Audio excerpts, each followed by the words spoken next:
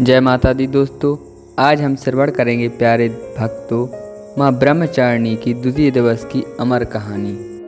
भगवती माँ दुर्गा की नव शक्तियों का दूसरा स्वरूप ब्रह्मचारिणी का है। यहाँ ब्रह्म शब्द का अर्थ तपस्या है। ब्रह्मचारिणी तप का आचरण करने वाली। वेद स्तत तपो ब्रह्म, वेद तत्व और तप ब्रह्म शब्द के अर्थ हैं।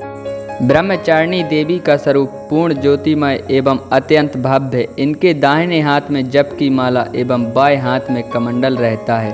अपने पूर्व जन्म में जब ये हिमालय के घर पुत्री रूप में उत्पन्न हुई थीं, तब नारद के उपदेश से इन्होंने भगवान शंकर जी को पति रूप में प्राप्त करने के लिए अत्यंत कठिन तपस्या की थी। इस दुष्कर तपस्या के कारण यह तपस्चारिणी अर्थात ब्रह्मचारिणी नाम से पूजित हुई। 1000 वर्ष तक उन्होंने केवल फल मूल खाकर व्यतीत किए थे। 100 वर्षों तक केवल शाक पर निर्भर किया था।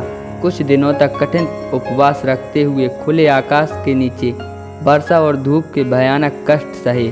इस कठिन तपस्या के पश्चात 3000 वर्षों तक केवल जमीन पर टूटकर गिरे हुए बेलपत्तों को खाकर वह भगवान शंकर जी की आराधना करती रहीं। इसके बाद उन्होंने सूखे बेलपत्तों को भी खाना छोड़ दिया। कई हजार वर्षों तक वह निर्जल और निराहार तपस्या करती रहीं। पत्तों को भी खाना छोड़ देने के कारण उनका एक नाम अर्पणा भी पड़ गया। कई हजार वर्षों की इस कठिन तपस्या के कारण ब्रह्मचारिणी देवी का वह पूर्व जन्म का शरीर एकदम क्षीण हो गया। उनकी यह दशा देखकर उनकी माता मैना अत्यंत दुखी हो उठी। उन्होंने उस कठिन तपस्या से व्रत करने के लिए आवाज दी, उमा नहीं ओ नहीं। तब से देवी ब्रह्मचारिणी का पूर्व जन्म का नाम उमा भी पड़ गया था।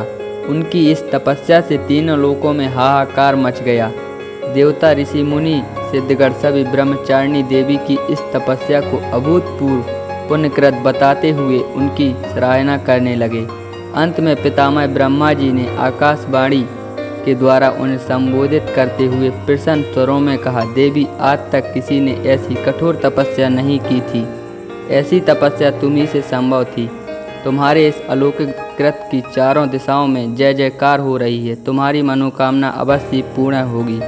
भगवान शिव जी तुम्हें पति रूप में प्राप्त होंगे। अब तुम तपस्या से विरत होकर घर लौट जाओ।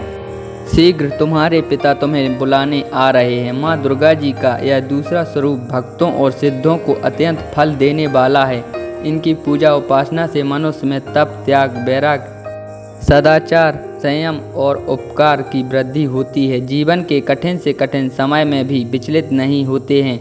माँ ब्रह्मचारिणी देवी की कृपा से उसे सर्वत्र सिद्ध और विजय की प्राप्ति होती है। माँ भगवती देवी ब्रह्मचारिणी माता के श्री चरणों में शत शत नमन।